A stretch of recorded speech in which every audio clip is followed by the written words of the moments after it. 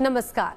मूक बधिरों के लिए हमारे खास बुलेटिन समाचार विशेष में आपका स्वागत है। महाराष्ट्र और हरियाणा विधानसभा चुनाव के लिए आज मतदान किया जा रहा है। महाराष्ट्र की 288 सीटों के लिए वोटिंग चल रही है। राज्य में 96,000 से ज्यादा पोलिंग बूथ बनाए गए हैं।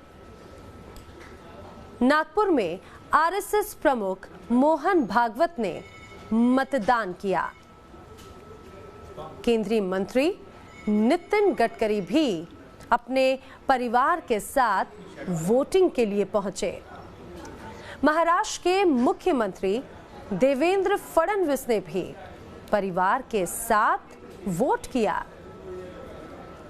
उद्धव ठाकरे भी मतदान के लिए पहुंचे।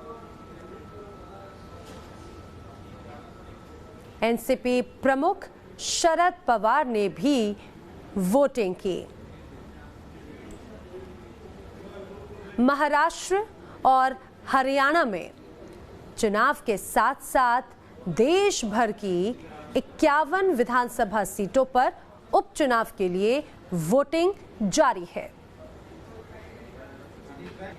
हरियाणा विधानसभा चुनाव में 90 सीटों के लिए वोटिंग चल रही है।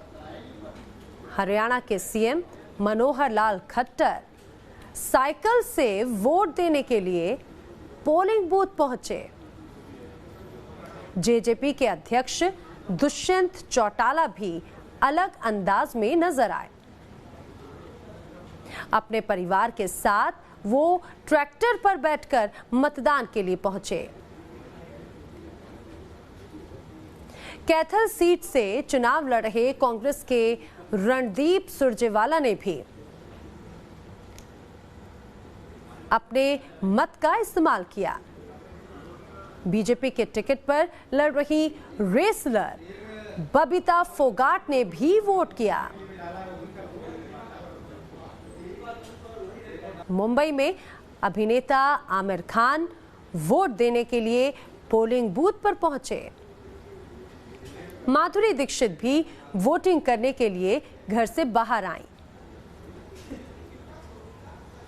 अभिनेता रितेश देशमुख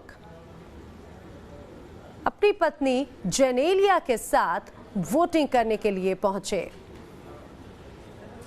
लारा दत्ता भी अपने पति महेश भूपति के साथ वोट देने के लिए पहुंची। प्रीति जिंटा ने भी अपने वोट का इस्तेमाल किया। पूर्व क्रिकेटर सचिन तेंदुलकर भी बांद्रा पोलिंग स्टेशन पर अपने परिवार के साथ वोटिंग के लिए पहुंचे।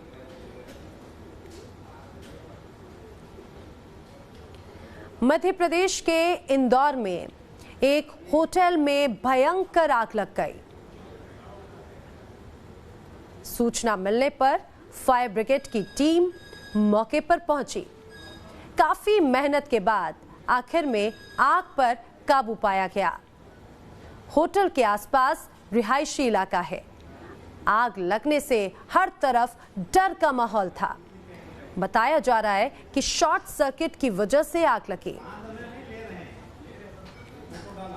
कर्नाटक में कई जगहों पर भारी बारिश ने मुश्किलें बढ़ा दी हैं। बारिश से बेलगावी जिले में हिरण्यकेशी नदी का जलस्तर तेजी से बढ़ गया। सड़कों पर इतना पानी भरा कि गाड़ियां भी पानी के बहाव में बहने लगी। नदी का पानी घरों तक पहुंच गया, जिससे घर से बाहर भी निकलना मुश्किल हो गया। सड़कों पर पानी ऐसे बह रहा है जैसे नदी बह रही हो। कर्नाटक के धारवाड़ में भी तेज बारिश हुई, जिसके बाद यहां जनजीवन पूरी तरह से अस्त-व्यस्त हो गया। मुख्य सड़कों पर भारी जलजमाव है।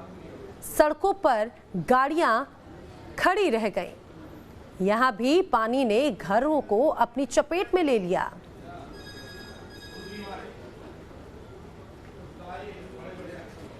केरल के कोच्चि में जारी बारिश से हालात खराब हो गए हैं।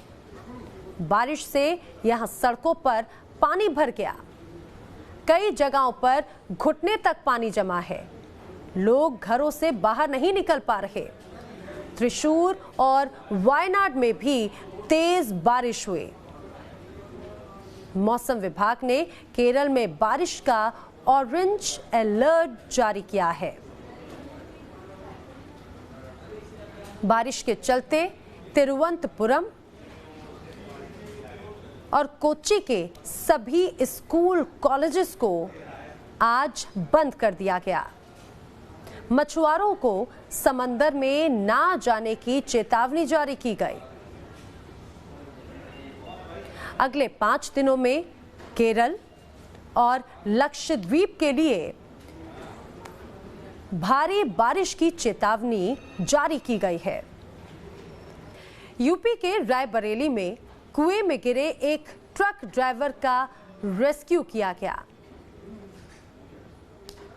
उसे अस्पताल में भर्ती कराया गया। पुलिस के मुताबिक 18 अक्टूबर को ट्रक और ट्रैक्टर की टक्कर के बाद मारपीट के दौरान ड्राइवर लापता हो गया था। पुलिस उसकी तलाश में थी। इसी दौरान कुएं में ड्राइवर को बेहोशी की हालत में पड़ा देखा, जिसके बाद चारपाई और रस्सी के सहारे उसका रेस्क्यू किया गया। दिल्ली के जाफराबाद में बच्चे के किडनैप की कोशिश नाकाम हो गई। बच्चा बहादुरी दिखाकर किडनैपर्स के चंगुल से निकल गया। बदमाश बच्चे को ऑटो से ले जा रहे थे, लेकिन इसी दौरान बच्चा ऑटो से कूद गया। बच्चे के गिरते ही वहां भीड़ जमा हो गई और लोगों ने एक आरोपी को पकड़कर उसकी जमकर पिटाई की। 2 बदमाश भागने में कामयाब हो गए। लोगों ने पकड़े गए आरोपी को पुलिस के हवाले कर दिया है। यूपी पुलिस की एक बार फिर से फजीहत हो गई। हरदोई पुलिस लाइन में ड्रिल का आयोजन किया गया था। पुलिस वालों को टीयर गन चलानी थी, लेकिन 3 में से 2 पुलिस वालों की टीयर गन ही चल पाई। राइफल चलाने के दौरान भी 4 में से महज 1 ही राइफल से गोली चल पाई। उत्तराखंड के पहाड़ों में बर्फबारी जारी है। केदारनाथ घाटी और आसपास के पहाड़ों पर भारी बर्फबारी हुई। हाईवे पर पूरी तरह से बर्फ की चादर बिछी हुई है। वहीं बद्रीनाथ धाम में भी खूब बर्फबारी हुई। बर्फबारी का ज्यादा असर चमोली के पहाड़ी इलाकों में देखा जा रहा है। बर्फबारी के साथ बारिश होने से तापमान में लगातार गिरावट देखने को मिल रही है। इसी के साथ पहाड़ों पर ठंड ने दस्तक दे दी है। अब तक आपने देखी देश और दुनिया की तमाम अहम खबरें। समाचार विशेष में कल फिर होगी आपसे मुलाकात। नमस्कार।